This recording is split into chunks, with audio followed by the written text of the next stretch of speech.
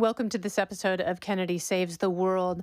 The world has lost an absolute pioneer in music who meant so much to so many people and was truly a seminal influence, not only for anyone who's a fan of hard rock and heavy metal, but also anyone who watched reality TV in the early 2000s. Ozzy Osbourne played his final concert just a few weeks ago in his hometown in Birmingham, England.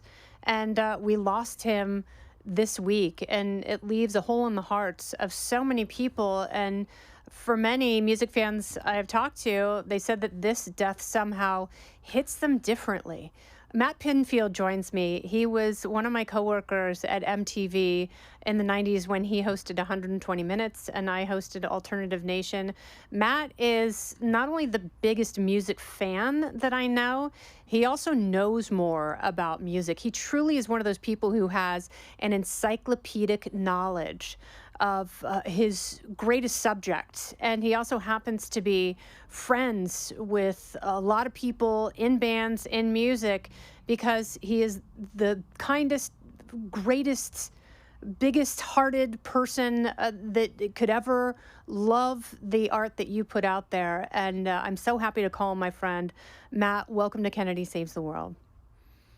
Kennedy, it's so great to see you. I got so many great memories of working with you at MTV and spending time with you, and always loved you, and just what a huge fan of yours I am. So, and I remain and always have been. So what a pleasure to get to be here with you today. I'm just so excited to be here. So I've been thinking about you. I've been thinking about you so much over the last few months because I know that you've had some real health emergencies.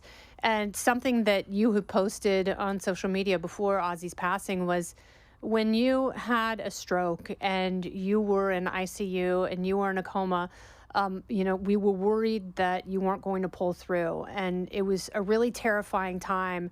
And a lot of your good friends at MTV, we were all talking to each other. We had text threads open, just trying to get any information that we could.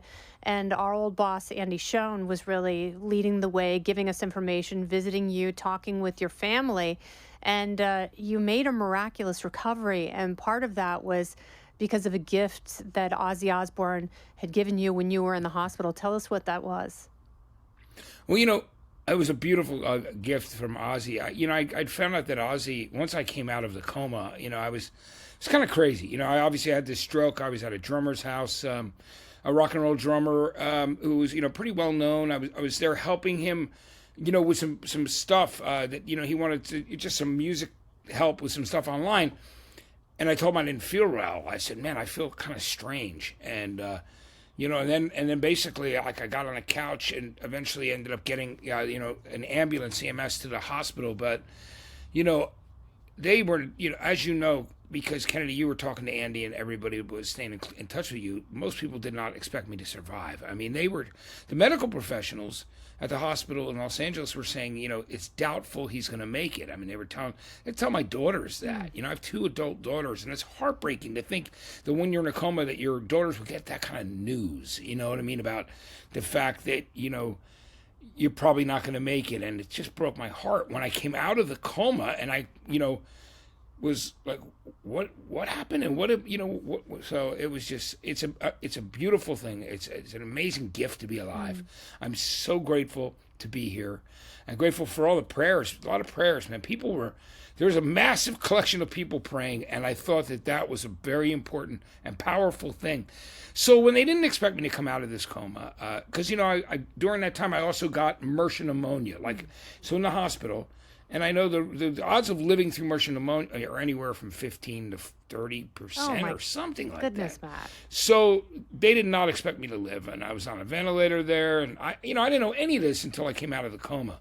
And of course, I came out talking about rock and roll. Of course, of course, that was the thing. They were like, I can't believe he's talking, but he has his memory. So I was very grateful. But to answer your question about the Ozzy thing, Ozzy and I have always had a great relationship, and with the whole Osbourne family. But he and I had a friendship that really started in the 90s, even though I was a fan when I was a little kid in the 70s, and then all through the years. So he found out that I had the stroke, and he literally went into his personal collection of canes, and all of a sudden I got this box that was shipped to me, and it was this, and it's Ozzy's cane with his name on it. It's gold plated. It's like engraved in gold. It was just, I couldn't believe that, he thought that much and I loved it. I mean, it was just a beautiful gift. But we've always gotten along so well. And he and I have always had these conversations about how much we love music. We love rock and roll. And, his favorite band of all time is the Beatles, but he also loves, like, all rock. He's a big Peter Gabriel fan. I mean, like, I was making an Ozfest live album with him when I was at Columbia Records. I was a vice president at Columbia Records for a while. And I remember there were so many Osbourne's products out, Kennedy, during like the height of the TV show, that I was at Columbia, so they were on Epic, but they were all of a sudden all the executives called me in, the big ones, and went, "Hey Matt, you think you want to make this Ozfest live album? Because Epic's pretty maxed out on Osbourne. We got an Ozzy double live album, we got a Kelly record, we got all this." And I said, "I'm going to make that record." So I made the record with Ozzy and all the other bands that were ended up on it. But it was. We've always had a great relationship and a friendship, and it's a mutual love of music and rock and roll that I think is the thing that's brought us together. And we've, we would have these deep conversations about music and since the 1990s, and that's, it's just, I can't believe it's that many decades. So that was not only one of the most beautiful gifts, I was so absolutely moved by it, because I was told by Sharon and Michael and people that Ozzy was so upset when he found out about the stroke, that he to do that was just, that shows the kind of heart that he had, and what a beautiful thing to do. And what a caring person, because he has been through so much, and he has had, God rest his soul, but he has had his own health challenges, and he obviously cares about you so much. He didn't want you to suffer like he had been suffering. And, he wanted you to have something personal and amazing. When was the last time you spoke to him? Last time I spoke to Ozzy, it had been a couple of years, like where we had a really good conversation, because I had done, some stuff for Sharon, too, for she and Sharon, just a couple of years back. So we talked then, but like I said, we were always tight. And then I did...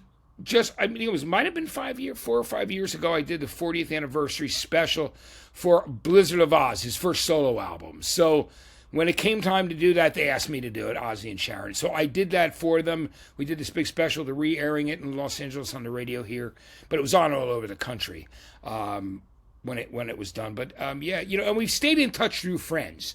You know what I mean? Like, so...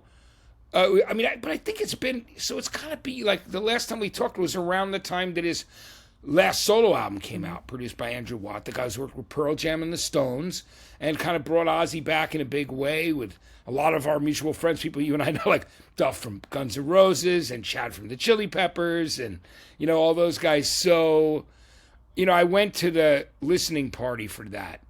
And, I've just always supported Ozzy for years, but the friend, it was the act of kindness and the note that I got from him about this, like, he just, the word had come back, and I just got this note that said we got to keep the people that we love alive and support those who still fly the flag for music and rock and roll. So and that was a beautiful thing. Yeah, right? that's the beautiful sentiment, and it's it's heartbreaking that comes not long before his passing. So what is it about Ozzy's life and his talent and his music that resonates so deeply that his death really feels shocking? What is it about him?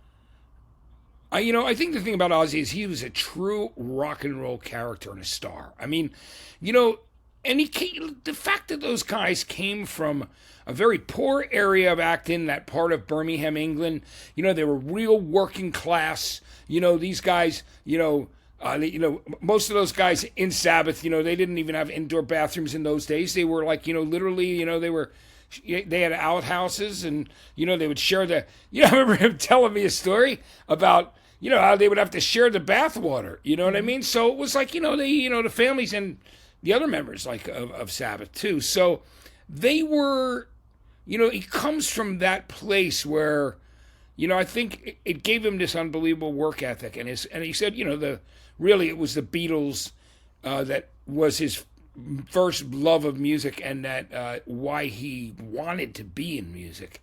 And I think that was one of the things that's so special. Is plus, he's so responsible for obviously what people consider to be hard rock and heavy metal. Sabbath are like one of the first really, they wrote the book on so many things, you know what I mean, when it comes right down to it.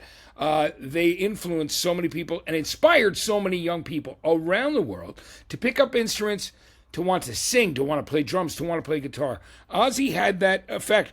Plus, he was a funny guy, mischievous and funny. And his history is, of course, he's a character, but they loved America, man. Those guys, they came over here. It was the promised land, when they were starting out, touring America, because this is, they saw that the Beatles came over here with Beatlemania, and they just followed the footsteps of those 60s bands, like the Beatles and the Stones and everybody.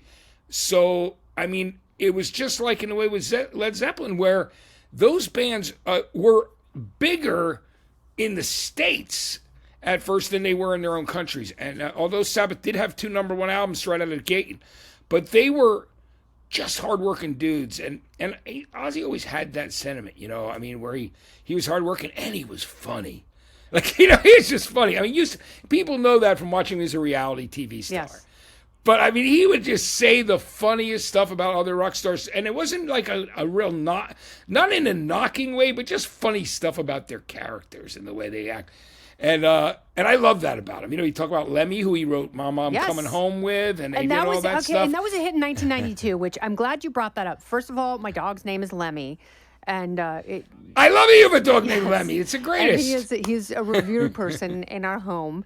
But I want you to talk about that and take us to that point in music, because this album comes out in 1992, and he's sharing the MTV ether with Metallica, who just released the Black Album, and Soundgarden and Pearl Jam and Nirvana, who are still blowing up single after single, video after video.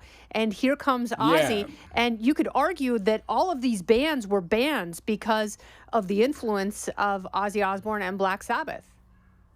Absolutely they are. And, because there's definitely in every single one of those bands, and probably multiple members in each of those bands, I know for a fact, I mean, Soundgarden covered Into the Void, so they covered some Sabbath, and so, but all those guys, they all grew up, obviously, it was in their DNA, you know what I mean? And I think it's so important, but it's great that he had the staying power that even at that period of time, he could...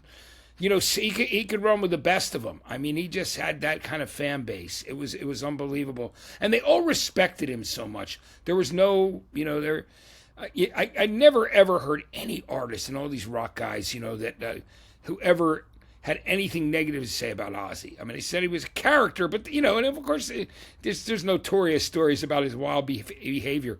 But he's a lovable guy, and when you're a rock star, you're supposed to be doing that stuff. You're supposed to be a little bit scary, otherwise you're going to be Donny Osmond. Don't go anywhere. More Kennedy Saves the World right after this. You brought up Led Zeppelin. Yeah. And, Black Sabbath was formed in 1967. What was the relationship between Sabbath and Zeppelin? Was there a rivalry there? Were they friends? Were they inspired by each other? I mean, I think there was probably a small rivalry, but not one that was like where there was negativity between the two bands. They were both kind of trying to get a leg up around the same time. The difference was that, of course, Led Zeppelin had a very, very smart manager and a smart deal. But then, of course, and Sabbath went through like different phases of management, and they, they were touring their butts off, and they were kind of getting, weren't receiving the money for the the records they were selling and the influence that they were having at the time. Where I think in the case of Led Zeppelin, they like their manager, Peter Grant, wrote the book, on like the like making sure bands toured and got taken care of. But, but they both had immense influence at that time. And especially since, half of Zeppelin is from Birmingham as well, the same area that Sabbath are from, you know what I mean? Other than Jimmy Page and John Paul Jones, who were session musicians or young guys who were from London. But, John Bonham, the heavy drummer of of Led Zeppelin and Robert Plant were both from the Midlands. They were from Birmingham. They were from the same area as Sabbath. There's a lot of rock and roll there. Yeah. And then metal bands that followed. But what is it about? What is it about that part of England that produces those incredible vocals? You know what it is? I think that's the thing that's amazing. I think it's because there's just a power. They really had to, every day was a fight. You know what I mean? I mean, these were children of, came out and were born, a lot of them during World War II. You know what I mean? Or while World War II was happening. And, a lot of parts of the country were getting bombed or bombed out. And I think, it made, just like their parents who had to fight through that stuff, it gave them a bit of a harder edge. So I think that's one of the reasons why. And it's interesting how there were just the vocalists from that area were incredible. You're right, but you hear the stories. The stories are just funny, like about the guys on the road, and they're endless stories. But again, it's amazing how there are still kids every single day. You hear about all the School of Rocks and other, organizations where kids are picking up instruments that are learning those Sabbath songs. I mean, Kennedy, isn't it funny that, like Paranoid, not only did nobody in the band really know what the word meant, except for Geezer Butler when he wrote the song, but they needed 3 extra minutes on that album. You know what I mean? And that was written as an afterthought. Like, It was the last minute. Like, the album's too short. So, but the history for Ozzy to have all those careers and all those lives. Yes, and so Black many Sabbath, evolutions. Right? And, your career is the same way. You started out in Georgia, but you ended up in New Jersey as a radio guy that every band knew. Before you got to MTV, every band knew Matt Pinfield. And, through media and the record industry, you are one of the most consistent people that I have ever seen in any subject, and music continues to feed you. And Ozzy was the same way. Like, he was continuously inspired, and then he went on to have like a 5th act in reality TV. Yes, he did, which is amazing. And it really speaks a lot about the kind of heart that he had. Again, starting from those, coming from that working class and working so hard, and then touring and just giving his all to everything that he did. And, I can honestly tell you, he loved his kids so much. And he loved Sharon. He really loved them. And he loved friends like me. It's funny that Mike Inez, who played bass for him and plays for, is in Alice in Chains. And he would always say to me, he goes, Ozzy loves you so much. I'm like, I remember when I was down at those rehearsals with you guys. I go, do you know how much that means to me? Because obviously, having loved, Sabbath since I was 8 or 9, and I discovered it in the neighborhood, and you play out in your neighborhood, everybody out riding their bikes. Somebody's older brother would have me playing Sabbath in the garage. It would be something like that. But, it's an incredible thing. I feel very, very grateful to be alive. And I just have to say it again, all the people, the collective prayer of people just blew me away. And it meant so much, and I believe it's so powerful, the power of prayer. And that people, were like, I think it was that there's a beauty to that. I mean, and people and the music were the things that have always driven me, and I'm super grateful. And so to have had a relationship and friendship with Ozzy is really, to me, it was a beautiful gift, like so many other things, Kennedy, like I got to say, it looked like our friendship, you and I mean, we were in England together. We were doing all kinds. I mean, when we were doing the MTV years, I have great memories of you and I. Were like, we were just over there in England. We're like, hey, what is? I remember when we were checking out. We're like, hey, all the candy's different here. We were still young. We didn't, It was before Amazon. It was before the internet. Like, we went to the Reading Festival in 1995, and it was like stuff we had never seen. And so Matt and I are like, let's get everything. We did. We actually got Kenny. We were right next to each other in our hotel rooms, and we went. Let's just buy them all. And then we went there. We were actually split all these candy bars. I mean, our sugar levels must have been off the charts. Thank God we didn't have glucose monitors then. In fact, absolutely. It's incredible. But it was so much fun. It was reminds me of so many laughs and great times I had with you, and always. So I love you dearly, and you know that, So I'm grateful for that. I really am, and it was very nice of you. And you mentioned me in your book too. I thought that was beautiful. I want to thank you. Well, for that, you're such a good person, and you're an example of find something you love and dedicate your life to it. And you have brought so many people joy. And, this conversation about Ozzy is full circle because you're a dad. You love your kids. You are inspired by music. You bring the love of music to people. And that's all an artist like Ozzy could ever want is, to move people, to take them to an extraordinary place.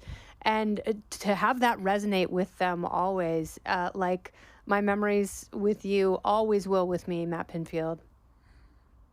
Yeah, I love you. I got to tell you that, Kennedy, just so you know. Well, you're such a good guy, and I'm cheering for you. And please come back on my podcast so we can talk about people who are here and inspiring us and, Yes. moving forward and crushing people's dreams. Yeah, absolutely. I love you. And I want to just say thank you for having me on. It's so great to reunite with you here. It really is, Well, when you're in New I know York, we both love Soundgarden. Yes. When you're in New York, come see me in person. I would love to sit down and talk about all sorts of music with you, Matt. Yeah, let's do it, Kennedy. Okay. Well, I'll be back home on the East Coast. Me being Jersey. You know what I mean? Right? So I'll definitely be back to see you. So I'll reach out and I'd love to come see you and get together and grab some food and just catch up and talk about life. Amen. And life, music. It's a beautiful gift to be here, and I'm the grateful. Power of prayer. Matt Pinfield, thank you so much for joining me. This has been Kennedy Saves the World. I'm Kennedy. Listen ad-free with the Fox News Podcast Plus subscription on Apple Podcasts, and Amazon Prime members can listen to this show ad-free on the Amazon Music app. Oh, go ahead and leave me a review while you're there. I'd love to hear what you have to say. You've been listening to Kennedy Saves the World on the Fox News Podcast Network.